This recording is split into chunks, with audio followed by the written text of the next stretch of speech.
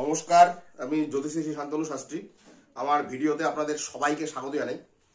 আজকে একটি কুণ্ডলিতে বিশেষ ভাব নিয়ে আলোচনা করব, যেটা কিন্তু আমাদের চেম্বারে এবং অনলাইন কনসালটেশনের সময় অনেকেই জিজ্ঞাসা করেন যে দাদা, আমার ফিনান্সিয়াল জায়গাটা কিরকম থাকবে, আমার ফাইন্যান্সিয়াল গেন কবে করতে পারবো।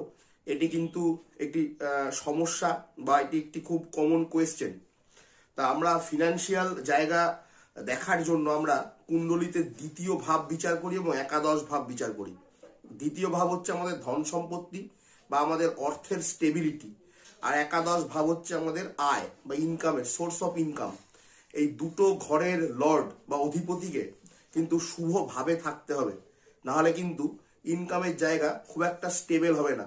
হয়তো দেখা গেল কার একাদশপতি ভালো আছে, কিন্তু দ্বিতীয় পতি খুব পীড়িত বা নিচস্ত, বা দ্বিতীয় ভাবে কোনো অশুভ গ্রহ অবস্থান করছেন। এক্ষেত্রে